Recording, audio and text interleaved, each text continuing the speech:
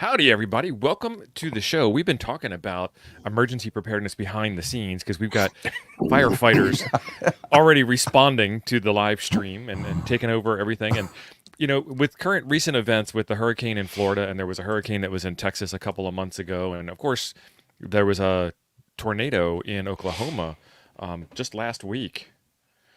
So there's always something going on, and there's always something that we need to be prepared for. And one of the myths, one of the fallacies of ham radio is that once you get, oh, here it is. Hold on. I've got a prop for this. Once you get one of these things that you've printed off on your own printer, you are now official, and you can grab your favorite multicolored handy talkie and you can go render aid. Right? I mean, this is what we live for, is to get in the way because we don't have any training and don't know what we're doing. And this guy right here, Professor Jim, N4BFR, is from our friends over at Ham Radio Prep. And Ham Radio Prep has a fantastic set of products. One of them is a course to get you licensed. If you don't have a license, it tells you all kinds of stuff. It's got animations in it. It's friendly. It is welcoming. It's kind of a fun time just to hang out. And it's not like when you were in parochial school as a kid and got the wrists, the knuckles You were slapped by the traumatized by nun. that, weren't you? Very, very, very much so. Yeah. Anytime an old lady hands me a ruler, I cringe. So they've got that course for getting you licensed. They have the World Radio League, which is a online ham radio logging software. We've had them on to talk about that in the past. And now they've got this Emergency Communications 101. So I've talked up Jim. I've got to talk about Jim's fantastic hat there. Jim says he's a motorcycle rider, and that goes right in the luggage in the side bag. So Not how you for doing, a Jim? long time. I'm great. How are you? Great. Mostly now this hat's just an affectation. It's not. It does nothing to do with motorcycles, but that's okay. Well, I had to actually say about the motorcycle first, though. They might have confused you with a foamer, and we can't have that. Rail fan. No. Sorry. I am a rail to fan. offend the foamers. I am me a too. rail fan, but, in fact, like a mile this way is a big BNSF depot, and Amtrak comes through, and it's right next to MARTA Rail because I'm in Metro Atlanta. So it's kind of a really cool place to do some rail fanning. Nice. So tell us about this course that we're talking about this morning and how Hollywood. we could have helped in the recent Hurricane Helene that has bombarded Florida. I would be glad to. So our course is called Emergency Communications 101. And what we want to do is help people get to, by the end of the course, we want people to be ready to go out and volunteer for ARES or AUXCOM or RACES, or if they want to do Skywarn or Hurricane WatchNet. We want them to understand the things that they need to know before they go out and do these things. So we put together a course with a concept that our students, as you mentioned, we have license courses. And so we have a lot of people just finishing up their technician or general license who are brand new and have never picked up a radio. We take them on the journey from, okay, let's go find you a radio, all the way to let's go out and follow a storm as part of Skywarn. Let's report into the Hurricane WatchNet. What would happen if I had the opportunity to go to a place like Puerto Rico and deploy after a storm, and talk about how that experience was for hams who actually deployed. So all those are built into it because, as we say a lot, just because you have the license doesn't mean you have the capability. And we want to make sure that hams are ready to do the things they want to do in emergency communications. So it's a really broad course. I mean, we've got everything from how to manually put a frequency in a handheld all the way up to VARA and Winlink, but they're all elements that you're going to touch if you really get into emergency communications. So you mentioned the Hurricane WatchNet. Tell us a little bit about that and how that helps people out. Yeah, so for those people who don't know, beginning in the 1960s, ham radio got together with the folks at the National Hurricane Center in Miami. And there is a station at the National Hurricane Center, pretty sure it's WX4NHC. and they accept reports on conditions from hams in the field, in anywhere. And when I say in the field, I mean anywhere in uh, the northern part of South America, the Caribbean, North America, US, Canada. They take reports on storm damage, storm impacts, those kind of things. So you can get on your HF radio and dial into 14.325 during the day or 7.268 at night and monitor the reports, listen to the information that's going into WX4 and HC, which pretty much gets handed from the ham radio guide to the forecasters so they can understand the ground impacts of the storm. And when you think about the Hurricane WatchNet and Skywarn, this is what ham radio does really well. It's not like the movies where you go out and you build a big thing to go on the back of your pickup truck and Helen Hunt rides along with you kind of movies. Oh, dang it. I'm out there. The old Twister. Sorry. Without Helen. Yeah, exactly. It's about being on the ground and having on the ground information. So the ham radio ops are the boots on the ground people delivering that information. If, hey, the flood stage is 2 feet above water and rising, that's one of the things I heard. I was monitoring the net over the last week because I was in the path, and people calling in from Tampa and saying, hey, we're already 2 feet above flood stage here in Tampa. And that goes right on to the people, because you can see a lot of where the rain is with radar, but you can't see where the flooding is and where the impacts are as much. So ham radio really helps out from that perspective on a Hurricane WatchNet. The other thing oh, sorry, go ahead. There is Skywarn. You mentioned Skywarn. There's a certification for that. There's a course for that where you get to, when you're looking at weather, look, there's clouds up there, but there's actually specific kinds of clouds that have specific kinds of meaning, and there's places that you're supposed to be able to go to look at those. Does your course cover you for the Skywarn certification as well, or do you need a second certification? You would need a second certification there. So we kind of give you the background on what it is and where to find it. Generally, those certifications are done by the local National Weather Service offices. So we're not NWS certified meteorologists, so we don't teach that part of it. But let's say you decide you want to be an Aries volunteer, and I'm picking that because it's kind of the most common group out there as far as EmComm groups. If you want to be an Aries volunteer, when you walk in the door, they're going to ask you to do several things. Do you know your phonetic alphabet? Can you program a radio? Can you take these 2 courses from FEMA and then get your Skywarn certification? So we get you 90% of the way. We've got all the information on the FEMA courses you need. We'll tell you how to program your radio. We'll tell you where to find the Skywarn course. Then it's just up to you to go out and spend those couple hours with the National Weather Service and get that information down. Yeah, the Skywarn, they're actually offering it online now. So I took it. I just have the Skywarn cert. Oh, great. Online? Really? I took it. When I took it, I had to take it in person, though. And they did it at the sheriff's office. And I was signed up to take the Skywarn class, and I rolled up, and there was a bus full of Boy Scouts, Cub Scouts there. And I kept on going. I was like, nope, I think I'll pass. But your court order tells you have to stay away from those types, right? Yeah, that's why he has to pass. Right. Yeah. No, I don't want to hang out with a bunch of kids. But also, the FEMA stuff's pretty hardcore that you have to take, because they're talking about different. It's kind of crazy, right? Because you have to take all these different forms and know how to fill them out, and they probably want you to take NIMS, I would guess, National Incident Management System. Yeah, ICS. Yep. There's 3 pieces that you need to get specifically for Aries, and I'm picking on Aries, but it's very similar if you join a RACES group or join an AUXCON group. They're going to ask you to know the same thing. And as far as FEMA goes, there's 3 elements that you need to have. You need to have ICS 100, which is a broad overview of the incident management system. So it explains to you, who, how you fit into, how a ham radio operator fits into an incident management scenario. There's a ICS 700, which is the big broader level, kind of how a county would work using the incident command system.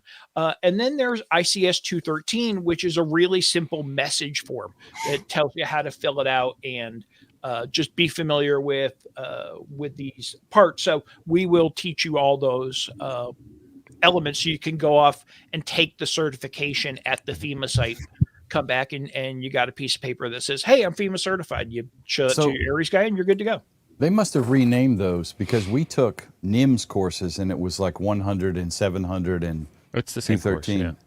It's And the same thing. what's funny is we called it ICS, Incident Command System, for 100 years, and then the government changed it to NIMS, and apparently now they've changed it back to ICS.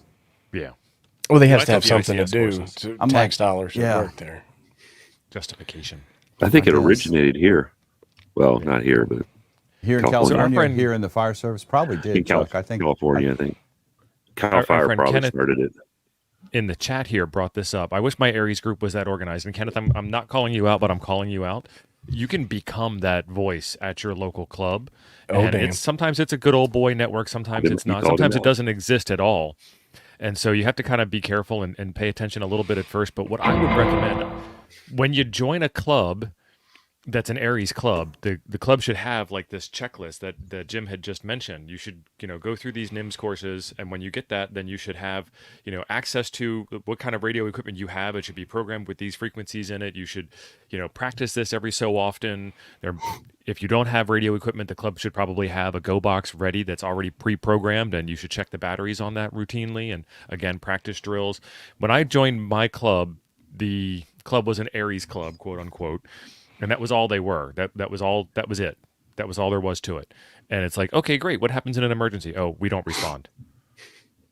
Why don't you respond? So the club never responded to an emergency in like 5 years. And there were a couple of emergencies that happened that we could have rendered aid to. And on both of those occasions, we just went out and did it on our own. And the club just sat silent and didn't do anything. So I'm not a member of that club anymore. I like to watch the club meetings. The clubs record and put them on YouTube. I was watching one around emergency comms, and it was really just evolved into a huge argument about what they should talk about in their club meetings. And one of the things I noticed was a lot of the folks are exuberant about joining because they want to get into EmComm, and I think that that's great, and giving back to the community is all a fantastic thing. But it seemed like they didn't want to do their homework. They were like, well, I need to know how to program my radio, and I want to do an NVIS on 2 meters. And they were clearly unskilled hams. And I'm not making fun of unskilled hams, but you should, right, develop a skill set first and then go to the club or to the emergency comm group and say, hey, I have a particular unique set of skills, right? And I would like to lend them to your organization. Not that I want to join your organization so I can sponge off of your expertise in areas that are not your core focus, right? So you're playing right into part of what this course does. We start off assuming that they are a brand new technician or general level license, and they have not done this kind of thing before. And the first 9 lessons are something that we call the Big City Marathon. And it will take the user through picking a radio, getting accessories, programming the radio, understanding what a net is, understanding tactical call signs, all those kinds of things so they can be ready to go out and participate in an event. We were lucky enough, we're in Metro Atlanta, James and I were lucky enough to actually get to go participate in the Peachtree Road Race, which is a big July 4th run here. 60,000 people run down Peachtree Street. It's a 10K every year. So we filmed ourselves doing that. I was in net control. He was along the route. So we're able to show the actual progression of how you go ahead and practice before you deploy. And I think this is really important, is that you're not going to go out and get your driver's license and then never drive until there's an emergency. Same thing for emergency communications in my mind. You got to go out and practice and put the radio gear to work and understand the things you got to program in. And I'll tell you right now, we did some things right. We did some things wrong that we would do differently next time. And that's how you learn, right? If you're not actually trying it and doing it, you're not learning as well. So that's really the whole first half of the course, is doing that public service event to build the skills that you need to have when a bigger event happens. No, it's great. Yeah. So coming up on the first weekend in October is the ARRL Simulated Emergency Test. And this is something that your club can participate in, or you can participate in by yourself even. If you take a look at the website, I'm going to drop the link in the chat. There's some information here, and then you have to kind of go down the rabbit hole. And what you do is you create your own emergency scenario, and you activate your... We lost Jim?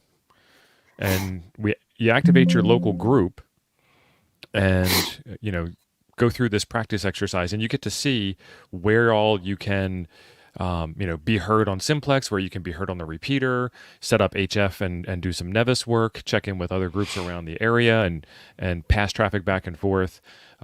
You might find out that your community has a Radio Shack in the courthouse, or in the old abandoned 911 call center when they upgraded, or down inside the hospital somewhere, or something like that. And make sure those stations are up in running order and get them on the air. And if they're broken, figure out how to fix them. And there's probably some money in your emergency coordinator's budget for your county to do those kinds of things. So I heard from yesterday morning. I heard from a ham down on the east coast or west coast of Florida, and she was so frustrated that she couldn't get a hold of her local Aries folks during the storm. And I'm like, all right, time for you to be the change. And I think she really understands that now she wants to go in and advocate and do this. So there's a lot of emergency comms down in Florida, but there's always places where you can improve. Right. And I think you're right when saying sometimes you got to go in and be the change and get engaged. And even if you can't help your FEMA group or your county's emergency coordinator set up, you can still be a health and wellness traffic center. Get a couple of cases of bottled water set up out in front of your club shack and start sending traffic out of the area. Like if somebody comes over to me and says, everybody's safe in my family, could you please pass a message to? That's that ICS 213 you were talking about, Jim. You just put the message out there, and the way the ham radio community works, most of us are happy people, and most of us are friendly and helpful and want to lend a hand. So if I heard an ICS 213 message on the air and I had some time, or if it was my passion in life, I could pick up my cell phone and I could repeat that message to I can tell grandma in Washington State that great granddaughter in Florida has survived the hurricane and everything's fine. Rest, get some nerves down.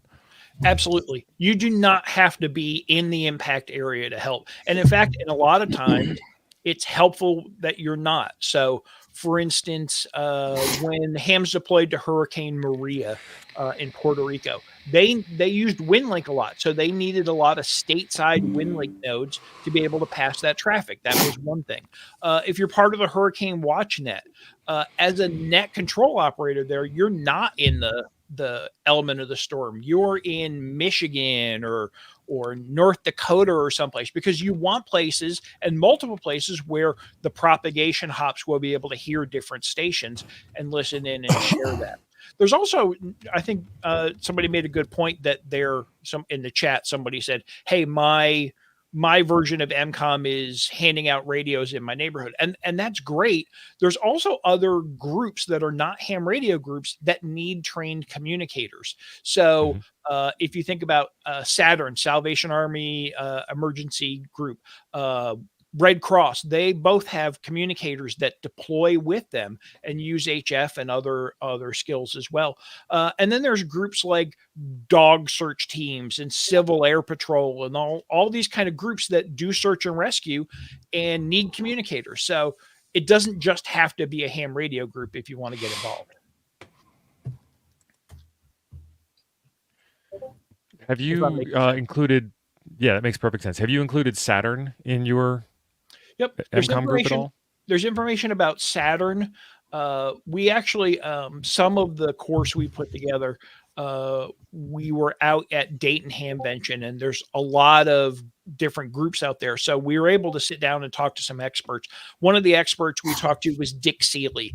And it was nice because Dick Seeley does Hurricane WatchNet and Saturn. So we were able to get information from him to talk about those kind of things. And if you're just interested in Saturn, if you go to our Ham Radio Prep YouTube page, there's a longer interview with Dick. It's about 15 minutes where I talk to him.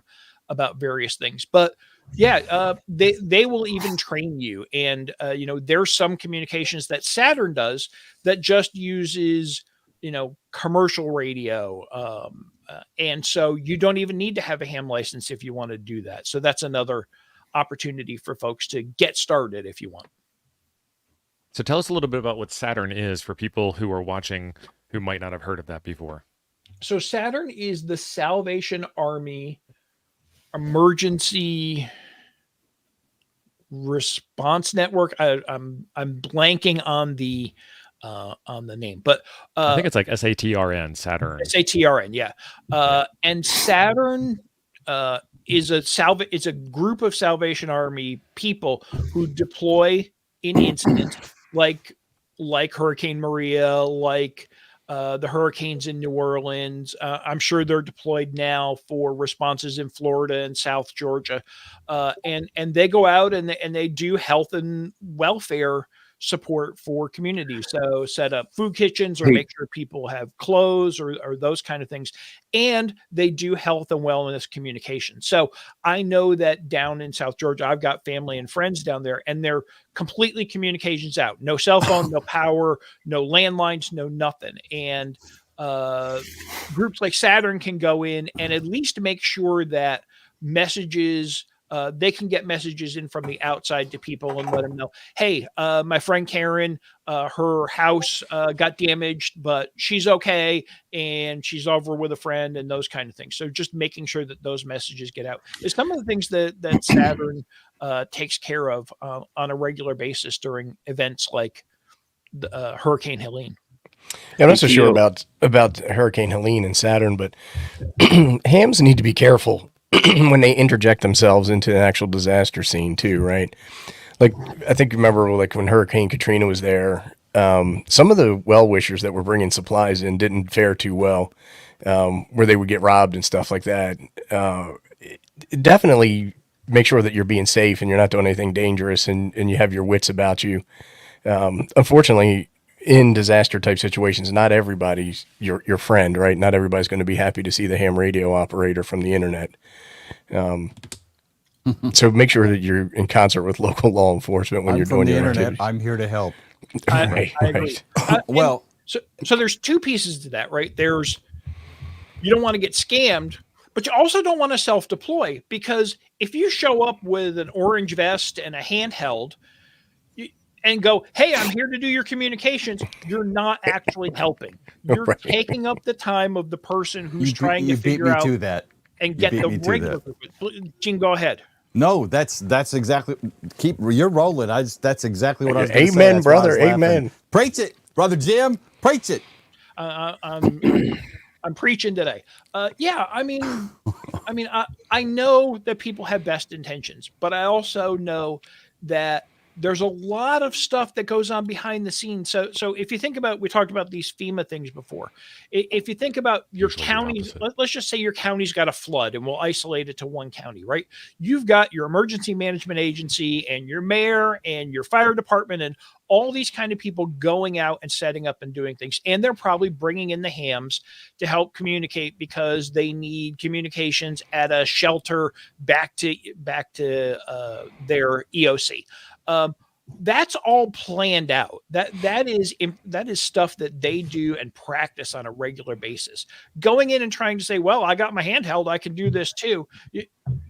You're taking up the time of people who already have the planning, and you're trying to interject something into a at least roughly planned operation that's already out there. So much better to deploy when asked with the group than try and subject yourself. And another example might just be, they don't need that kind of communications, right? Maybe they need HF digital communications from a particular place. If you show up with your walkie-talkie, you're not helping out. Most so HTs making sure they're getting the right service from us.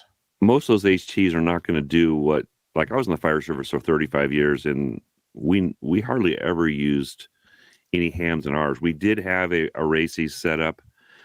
Unfortunately, the guy that ran it got older and passed away, and it went away. And now we're in with the county. But like you were talking earlier about sometimes you won't be at the site. We have dispatchers that are totally out of a totally different place, and they can kind of control the radio scene along with the incident commander. That actually the police are usually in charge of that, but they usually pass off to the fire department because they don't really deal. It's kind of weird because they don't really deal with that most of the time, other than their type of calls, right? Right. And then I think Tilo and I may have seen the guys from American Red Cross at Corpse Fest. They had their vehicle there. I'm wondering if that's what those guys were. We also saw the Good Sam group too. Yeah. So like you said, get in your races if you want to help, or areas, whichever you have. And that's the best place to start, because then they will be organized with the fire department. Right. Or the police department. Long before an event happens, you want to find your local Aries Races EmComm group and be familiar with them if you really are interested in deploying. If for some reason the event is happening, it's probably not the right time to try and get involved. Right. And if you can't find an Aries Races EmComm, whatever group in your neighborhood, if you call the emergency management agency, if you call the mayor's office, they'll know because they'll be working with the group and they can get you into the right group. Also, if you're just, I know I want to do Aries, if you go to the ARL site and look up your local section manager for Aries by state or by section, they will drop them an email and say, hey, I'm in Pocatello, Idaho. I want to join Aries. Can you tell me the closest group? And they'll hook you up. And if not, now you're making a conversation with somebody who can actually help you get a group started. So that's certainly an opportunity and a way to find them. I think fire department, police department, a lot of times might be a good place to call and ask. I can tell you right now, our fire department probably wouldn't give you much information on it, but maybe they could put you in touch with their communications department. There's somebody somewhere in your town or county who's responsible for emergency operations. Right. They might, don't know what the title is. It might be fire chief. It might be, you might have a formal EOC person. I grew up in a town of about 25,000, and I don't know if we had an EOC person or not, which is why I say, if you call the mayor's office is going to know. And so that's an opportunity for you. Your county commissioners will know. Talk to your city council person. Everybody got a city council person, right? Talk to your city council person. They'll know. So that's a good way to find out what's going on in your town if you're really interested in that part of it. City county EMA would be probably a good place to start. Now here in Montgomery County, we have a county EMA, but they're not really involved with any of the county fire departments. They loved the city a long time, but the county we're an unloved stepchild. So we never, there was no coordination between us, and they would set something up and they made it for 9:00 in the morning when 90% of us are at our real jobs, not the volunteer fire department. So it just depends. It depends a lot on the area, but it goes back to what Jim was saying. You need to find it. So whoever said it, before something happened. Yeah, I think that's have a position to be useful in as well. Right. Well, I think it's a good message, right? Is to make sure that you understand the organizations involved, the relationships between them, the protocols that they use, the personalities involved.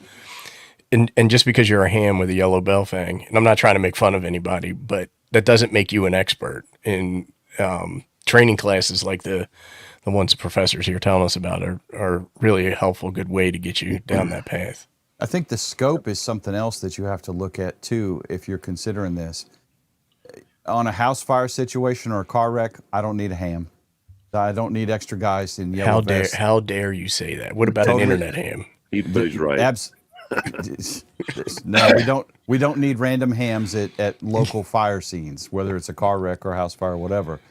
But for something like the hurricane, talk to the police officer. Don't talk to the fire guy. Yeah, leave the fire guys alone. They're actually working. They're busy. Yeah.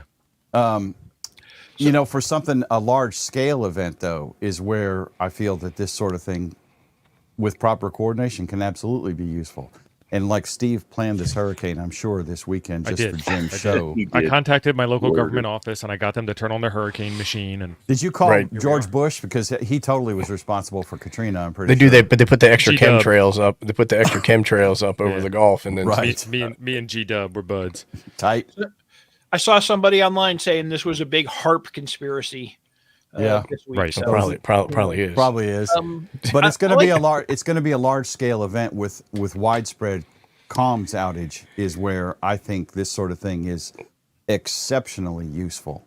And Yeah, like you guys have already talked about. So I like Chris Bricker's comment too about helping from a distance in the chat. There are jobs here where you don't have to be, standing next to holding onto a light pole in a hurricane or working in a shelter. There are Weatherman. net control jobs and those that's kind called of the things. weather guy. Yeah. Yeah. Jim Cantori or whatever his name is. Cantori or I'll date myself, Dan Rather back in the day. It's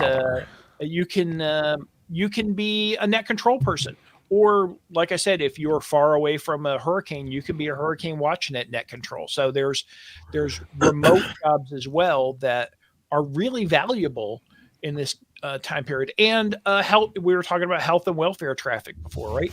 So if I'm I could be in New Mexico trying to understand what's going on to somebody in South Georgia, and you need to have a ham there that can relay things down along the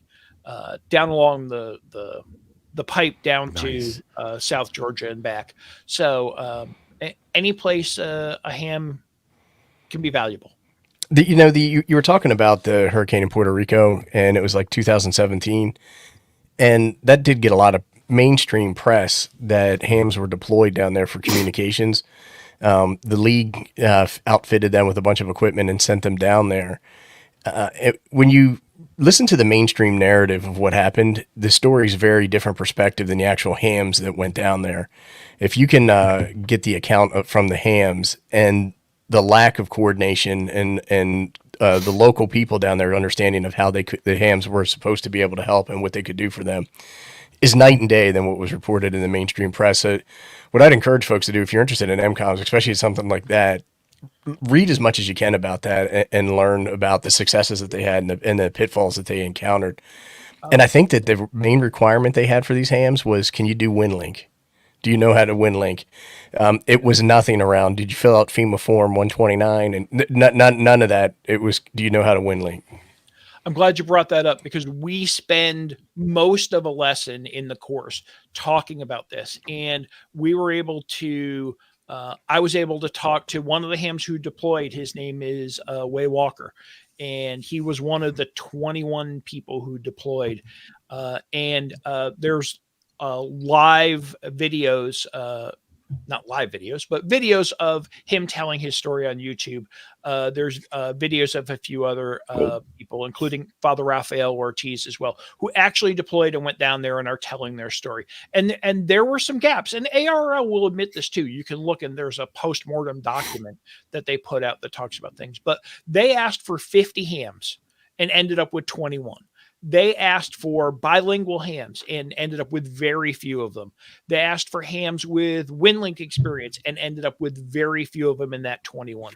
So there were definitely gaps. And we go through this whole event and help people understand what happened, what these folks did, what they needed to know, and some personal experiences as well in the course to help people understand. Yeah, Winlink was a big thing there. But we want, if that's what you want to do, if that's your idea of this is the way I can help in ham radio, great. Make sure you know the right things and make sure you got the right tools, because being a person who helps out at a water stop in a marathon is way different than being a person who goes and deploys for 21 days to Puerto Rico to help out and sit in a hospital 16 hours a day to relay traffic back to San Juan. Well, I think you make a pretty good observation there. Like, of course, things are going to go wrong because it's a disaster, right? And a lot of the people involved, it's really their first time doing something like that. So I think it's completely understandable. And that's where that real rounded skill set and adaptability comes into place. But some of those guys in Puerto Rico were doing things like helping get fresh water. You know what I mean? Like they weren't even doing communications work. Right. So you have to be prepared to do any and everything that you're called upon to do in scenarios like that. And I think, and to your point, it isn't a bicycle race in the local town. You know what I mean? Where you Right. run the Band-Aid station. well, and talking about something like Puerto Rico or potentially the Florida-Georgia situation with the hurricane that we just had that TO has sponsored. So You're welcome. your medical records need to be current and up to sarcasm. date. I hope you have a tetanus shot, that kind of thing, especially if you're deploying in a disaster situation, because the Right. potential for something like that is fairly high in a situation like that when you're not at the local 10K bicycle race or whatever. Tio, if you can pop up my screen, I'll show in the course. We have the list of what ARRL was asking for this 21-day deployment. They wanted general or higher, EmComm experience, proficient in Winlink, medically fit. They had to go through a Red Cross check, bilingual, and have all the personal deployment gear. So Way Walker, you hear his story, and one of the things he says is, well, I was good at that, but I didn't really speak Spanish and I didn't have any gear, but he volunteered anyways and ended up learning those things. So there'll be some things you pick up along the way. But even after the 22 hams got to San Juan, they started getting picked off by other groups. It's like, oh, well, this, we're going to take you and put you over to work on shares for a little bit.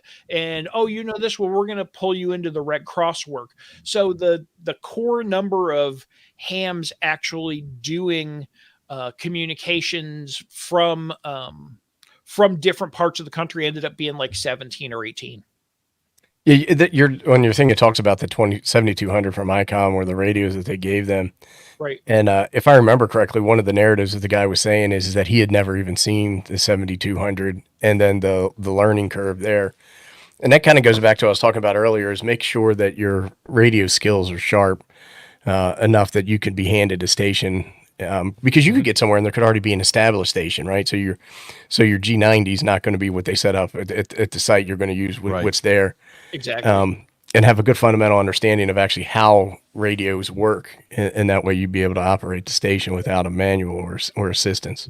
And you can see this map here kind of shows, I think there were 10 or 12 hams deployed to hospitals and fire stations. And to your point, the people in Puerto Rico knew they needed this communication enough where they had remotely deployed equipment and generators at fire stations and hospitals.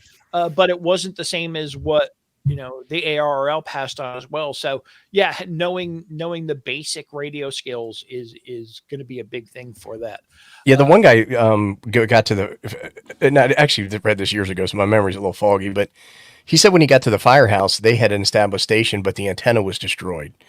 And he had to go through and actually repair the antenna in order to get I think it was 2 meter, maybe it was 70, but I think it was 2 meter station back up and running. And that was another thing where a lot of the hams in Puerto Rico were prepared to do communications. They were technicians. They were prepared to rely on the repeater network, and the repeater network went down. I can imagine. Having HF skills was really important to be able to do the NVIS and those kind of communications as well. So that's part of how the local the hams who deployed were able to help out as well. So Jim, while you've got this So up, that's this is why what they the course actually looks like. There is a link for this down in the description of the video here that gets you a nice discount for it. Yeah. Show us some of the course. Show off how some of this looks. Because Sure. this isn't just to bore you to tears with text. This isn't a great wall of text. No, absolutely not. So we've got 5 hours of video in addition to all the text of the course. And the way we teach at Ham Radio Prep is it's a video and a text lesson. So if you learn by watching, if you learn by listening, if you learned by reading, and that's, those are the three major ways that people learn, we've got you covered. So here's a good example here. Net operation, right? You need to know how to, mute that because I don't want to talk over it. You need to know how to operate on a net. in order to do just about any EmComm thing, right? Hey, I know that EmComm guy. loves nets. Yeah, that guy looks familiar. So we teach net operations and why it's important to have a net and what a pileup is and why you don't want to be part of the thing. So it's the dispatcher theory that somebody says, right? That's really the way to relate it, is that net controls are dispatchers for the ham radio incident. So we talk a lot about that and how to do different things on a net and where conflicts might come up, and give some live examples. So we kind of show, hey, I'm at a water stop. I need to talk to a different water stop. What's the process of that? Those kind of things go into the net control video. And then there's a text lesson here that explains a lot of the same things. And we've got quizzes as well. So we're reinforcing the questions that you're learning about in a particular lesson. There's also, if we go in and show some of the other things, we have, this was great. James and I did a debrief where we spent, after we went to the Peachtree Road Race, we sat down for a half an hour and just talked to each other about what went right, what went wrong, what we didn't like. So you get to hear it while it's still fresh from our experience. And then we go on into the more detailed thing, right? So you want to get into a FEMA group or an emergency communications group. Here's Salvation Army, Saturn, Aries. What do you need to know? Why do they want to know these things? What are the important things to be aware of here? And Mars as well. That's another group. We don't get as deep into Mars as some of the other groups, but that's another important group that's out there that you could volunteer with. We get into digital, and then we end up, I think this is really interesting, right?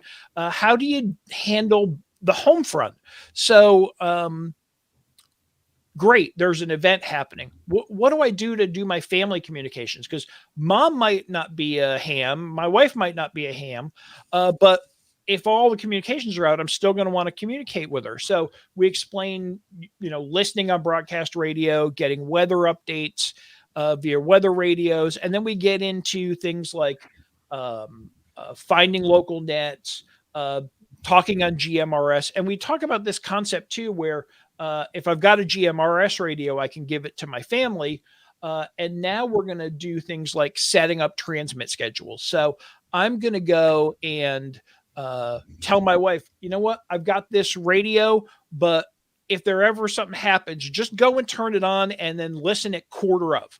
And I will try and call you at quarter of and quarter after. And after that, you don't have to listen.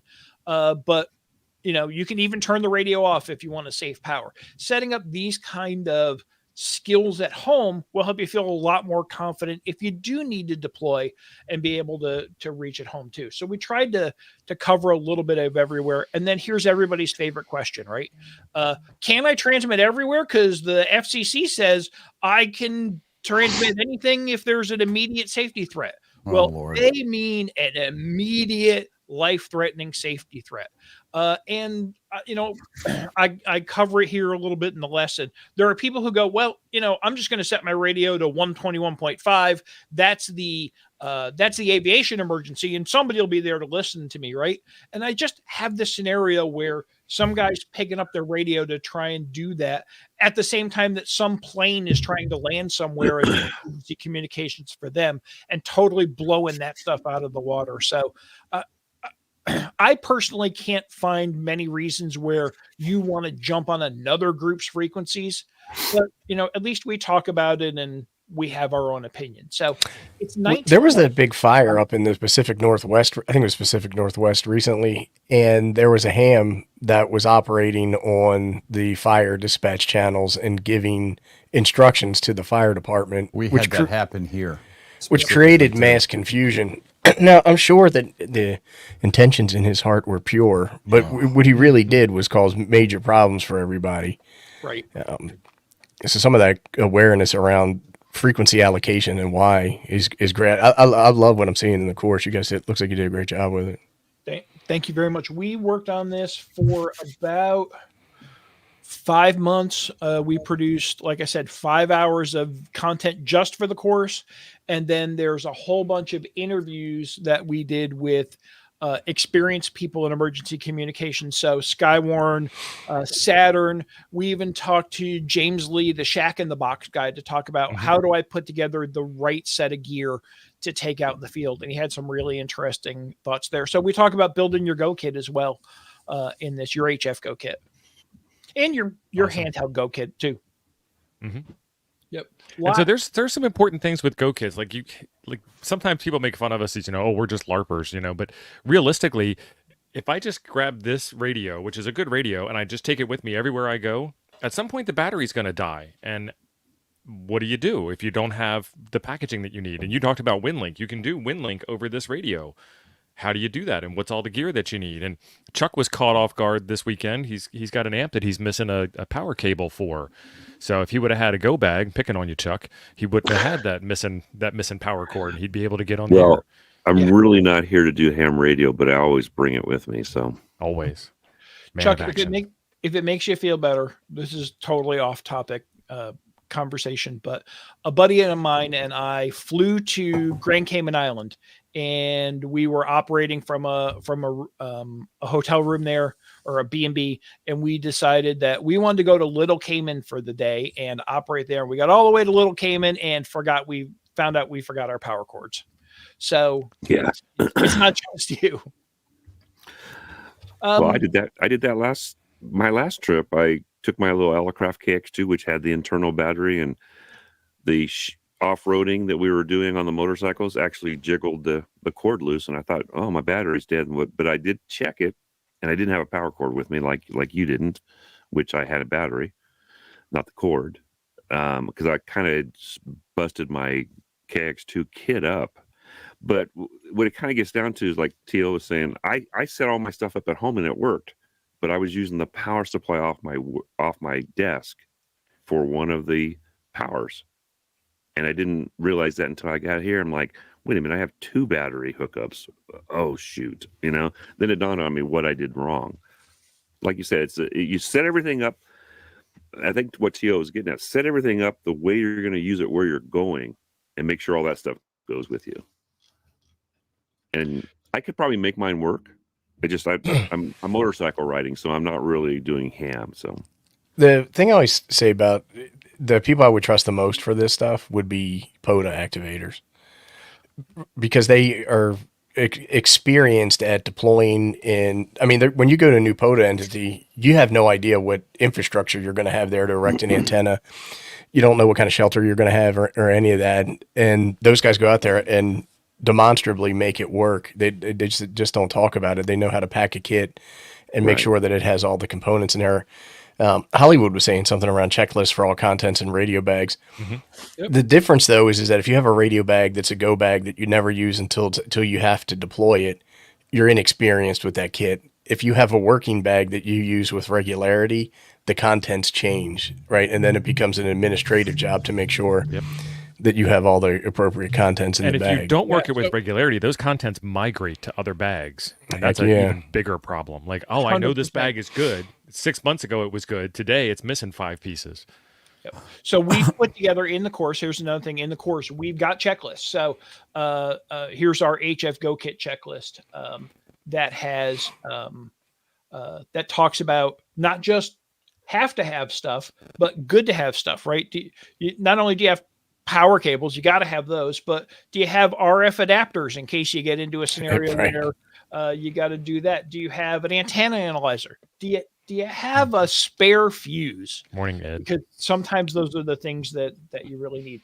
Other checklists we've got in the course, including how to choose a handheld. And thinking back on getting involved with a local Aries Races Auxcom group, nowadays, and I did a bunch of research on this, kind of every group has gone off and picked a different flavor of digital. So if I'm in Georgia, I'm doing D-Star. If I'm in Maine, I'm doing Fusion. If I'm in Connecticut, I'm doing DMR. So how do I know which group I'm going to need to do what? And they really shouldn't be using any digital modes for tactical short range communications, because it just interjects a layer of complexity that doesn't need to be there at all.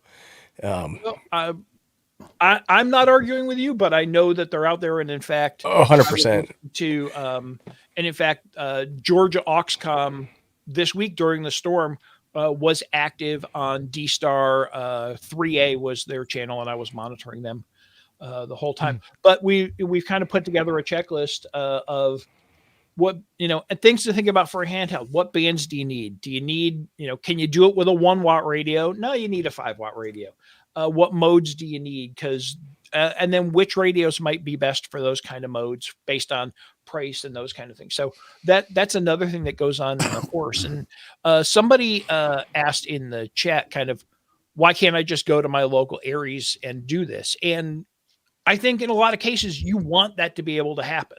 But there are some places that just either don't have an Aries that's built up and ready to train you, or you're in an area that needs some growth and you want to be able to build that up on your own. So it's a place where you can come through and learn things that you might not have access to training for and other things. And we have similar courses to that. We've got an HF course as well, where if you don't have an Elmer around, you want to learn HF, we've got a course for you to go through and understand power supplies and picking a radio and building an antenna and all those kind of things as well. Because that's what we do. Is your course set up something that a regular ham radio club could show at some of their meetings, or how would that work out? You could probably show snippets at different meetings, like pick a video or two, and in our free videos as well, we've got some chats and those kind of things. We actually just published a bunch of the stuff that we talked about for Hurricane WatchNet in the course on YouTube because it was relevant to what's going on today. But a club could reach out to you as well and say, hey, would you come in and talk to us about your course? And you probably absolutely. We work with clubs all the time, both on our license courses and on these things. So we're more than happy to, call and have Professor Jim zoom in. Not a problem. Yeah, awesome. You guys are available for cameos. Yeah, your materials are really well done. Like I have a copy of the general book. Maybe it was the extra book. I can't remember. I got from James when I saw him. I think it was in Florida last year, and he gave me one, and I was really impressed with it and the overall quality of the stuff that you guys put out. So I should have it here. Why would you have an extra book? You don't even have a license, son. Well, I like to read, so I believe surplus. I believe that the written and recorded language is what separates us from the animals. So opposable thumbs. So just a plug for our license courses. We do Tech General and Extra, and you can study via our online course. We've got a great app, and the app is the way to go, especially if you want to be in the place where you're reinforcing your missed questions. So when you sign up for the course, you get access to the web and the app. Or you can go on Amazon and buy a book. If you just want to write in a book, we've got those available for you. And if you're an Audible person, just go on to Audible and we've got it there as well. So there's a lot of ways for you to study if you want to study the way you want. To me, that's the most important thing, is studying the way you want. So hope folks will check that out too. Hamradioprep.com is where we're at. And again, that link in the description will get you down there and get you a good discount on it. And our friend Paul, our friend Paul put up a very valid question, and he's not trying to be a grouch, and I totally agree with him that it's a question that's worth asking. Why would someone need your EmComm 101 class versus the training that they took or the studying that they did when they first got licensed and then joined Aries? So before you answer, Jim, I will tell Paul my version of this. I took the licensing test for technician, and there's a lot of stuff that you do when you're studying that is just light at the end of the tunnel type stuff. Like I'm getting this, I understand this, and then the test is over, and I totally forgot that technicians had privileges on HF on 10 meters, and never once never even owned a 10 meter radio as a technician. And then for Aries, earlier in the show, I shared, like, I showed up to my club, and my club is an Aries club, and all they do is hold a Monday night net and do check-ins, and absolutely zero else. And I knew nothing about Aries from my local club. We never deployed. We didn't have radios set up. We didn't do any tests. We didn't have shared frequencies. frequencies. It wasn't until like 3 years later of being in this club that I realized that they had a simplex frequency that they talked on all day long. So there's a lot of good old boy stuff going on, and you need to know the difference between what your club does right, and what your club does wrong. So Jim, your turn. Yeah, I'll agree with all of that, and I'll say that two other reasons. One is sometimes you've got for whatever reason you and the instructor don't mesh, right? So they teach differently than you learn. I'll say it that Right. way. You learn by reading, and they wanna just talk at you, and it doesn't fit. So there's that opportunity to match up, and then I'll also say that there's some places that are just kind of Aries deserts. They're EmComm deserts. They don't have the accessibility. I talked about a friend of mine in Florida who are just like, hey, my local Aries just isn't getting it done. What do I need to know to get started? And this is a way to do that as well. So, we're much like our license courses, we don't think we're the only way to learn. We just think we're a really good way to learn for people who like to learn in this method. And Well, that's Hold fair your bet. textbook up again sideways so we can see how thick it is. Oh my God. Oh wow, yeah. That's way And you're more gonna than not just forget passing any the of that. test. Believe me. Right. So, But the thing is that the MCOM course is a consolidation and a concentration of material in a Right. single spot. Right. And so it's not that you have to go hunting and pecking through all of these different resources. You can bring it to your attention, review the information, or learn it for the first time. and that's a It's great great. point. That's a great point with all our courses, right? You get lifetime access to our courses. So as long as you sign up, you have this as a resource. And if you are, let's say you're growing in areas and you want to teach a class and you want to talk about what's the right handheld to get. There's you can come back and look at our flow chart and share that information with your folks. Or if you're deciding, you don't have your general yet, but down the road you get it and you've taken the EmComm course and now you want to do Winlink. Well, you can go back and use this as a resource to learn it then. So having that access is great. And even when our license courses refresh, because every 3 years they do new questions and we refresh the course, students still have access to them. So it's always there with the latest version they can go back and use if they want to. So our courses, when I talk about our license courses, we're somewhere in the middle between teaching the questions and teaching deep theory, like in a thick book that you might get from another group. We want people to be familiar with the subject matter. We want them to be able to be comfortable getting on the air after they get licensed. But ultimately, we want to get them through the test so they can go on and do the practical things. So I think that's a good comparison and a good middle ground versus just, downloading an app that is just the questions and pounding through them with no context whatsoever. Teal, I don't think that actually listed so It they didn't. can click on it. It didn't. Ooh. Thanks, YouTube. Yeah, I took it's like you were talking 3 ways to teach things. I had a teacher, and when I was a carpenter, we had to go to classes every so often, right? And I go into this one class for Not saying like he's Jesus, but when he was a carpenter. depths and stuff like that.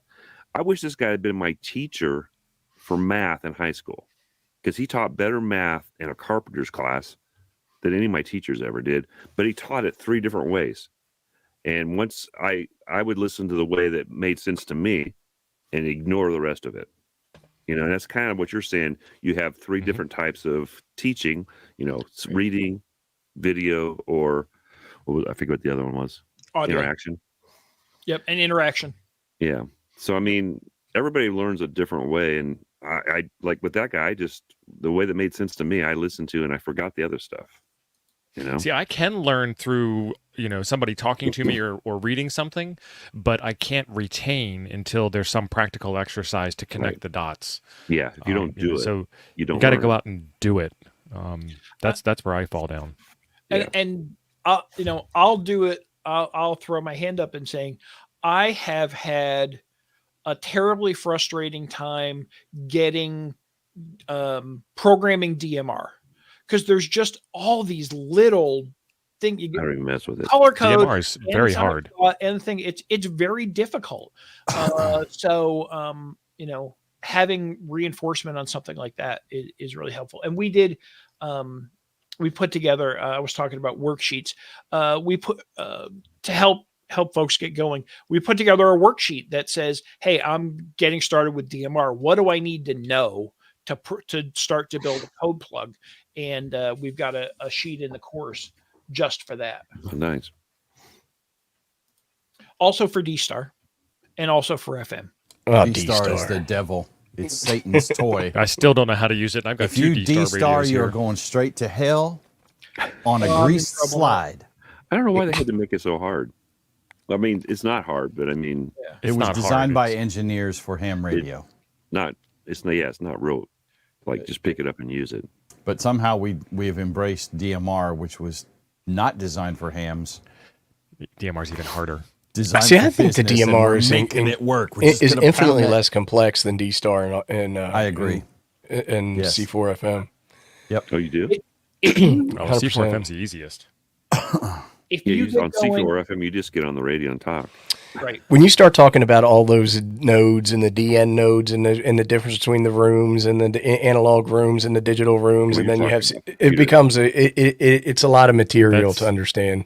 That's layer 2. Layer 1 is turn the radio. Like you got your FTM 500 and you put it in the car and you turned it on. It asked you for your call sign. You're set up. Put it into digital narrow mode and key up on the frequency, Yep. and you're Well, done.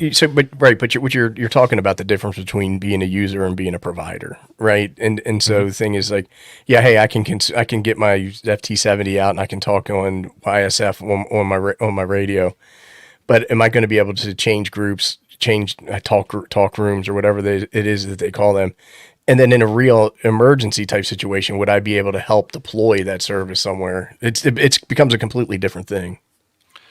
I definitely say, if I was ranking them, I would go, as far as ease of use for learning, I would go Fusion, D-Star, DMR. And when I say D-Star in that point, I'm talking about using DR mode, which is in most radios now, which means you just push a button, tell it where you are. It tells you which repeater is there, and you're on the repeater that way. So I think that's a really easy way to do it. Somebody's clock is 2 minutes behind. That's my clock back here. I got a bunch of clocks and I just haven't kept it up to date. Sorry. Well, mine's still on standard time in the den. It's not. I never change it. It So you're irritates an my hour off. wife. I just translate in my head. Drives the old lady crazy though. So, Jim, would you know what the difference is between Aries and Races? Yes. Aries is generally a group that's organized by the ARRL. And so it all rolls kind of back up to Newington. With Races, it's a bunch of different, more independent groups that are organized by county EMAs. So a really good example is, and I use this in the course to try and understand a little bit better, Arlington, Virginia. They have a Races organization that they've put together that is it. And Races as an organization is the only EmComm organization that's specifically called out in the FCC rules.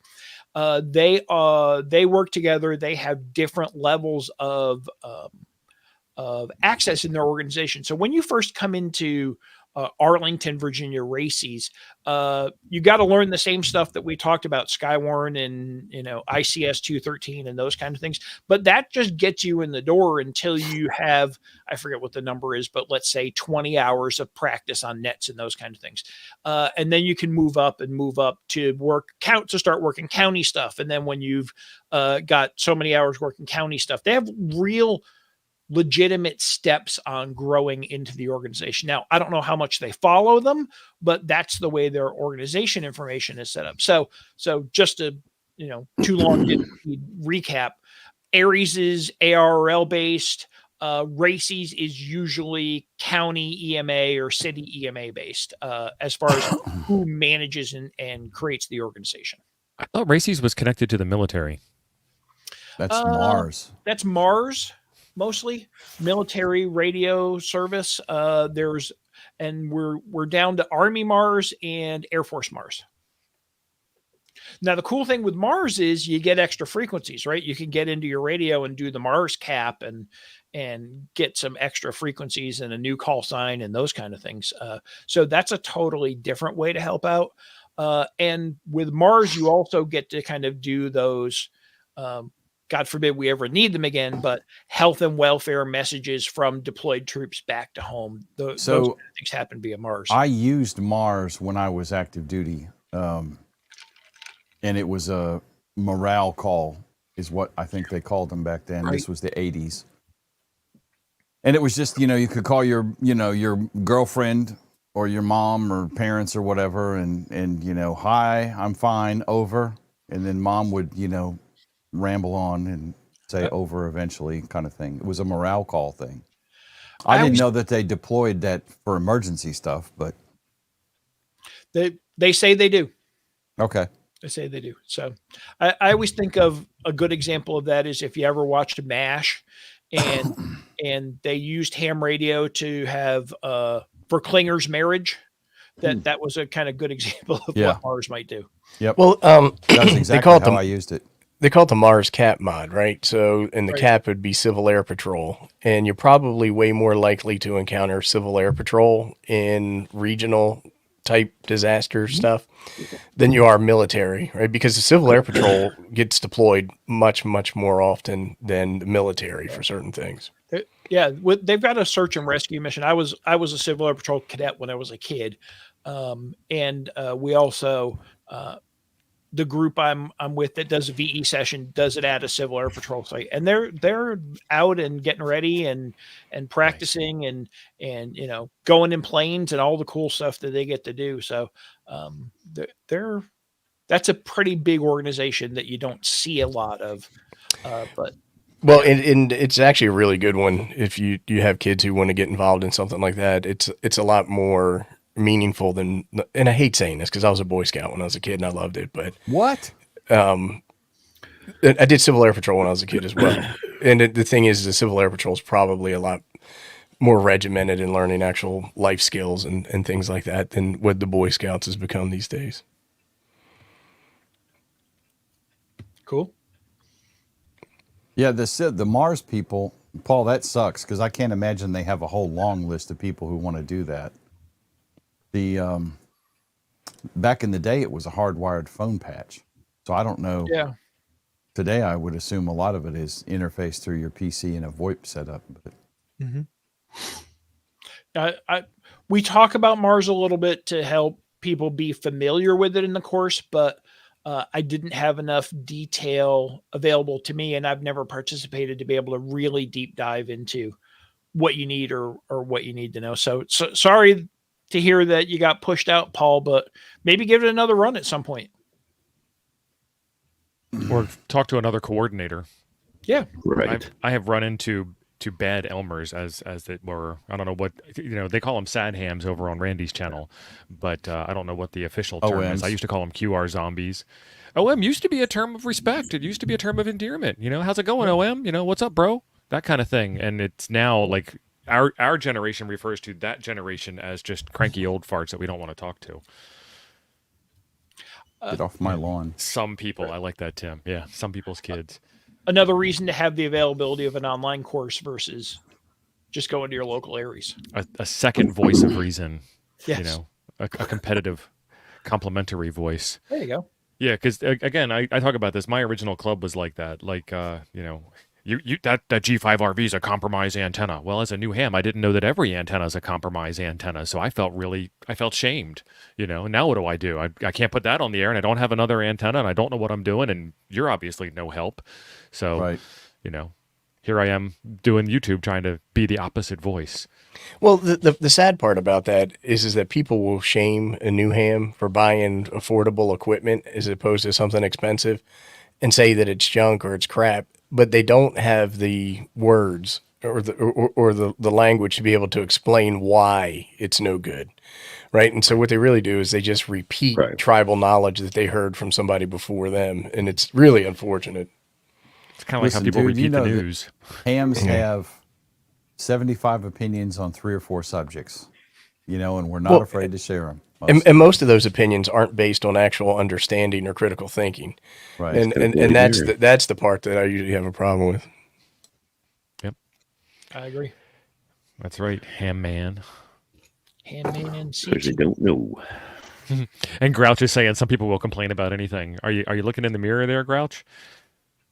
Got to give you a hard time. Well, he's got a smiley face on the end of that, so Yeah. More coffee, son. That helps. It's the only way I get through the day without a felony charge. Our friend Chris, a long time ago, asked a question. He says, curious about some EmComm subjects. What modes can I run in auto so that others can use my station to pass emergency info? And I'm guessing he's talking about like JS8 call will forward traffic without you even being present. Having a Winlink node, I think, would be the biggest one that I would recommend. Second, I would say potentially APRS, because while you don't think about it as much, short messages can be helpful from time to time. But when we talk to the folks who deployed to Maria, being able to send messages via Winlink was important to them. And I'll give you a scenario. You got, one of these folks who's deployed to a hospital, right?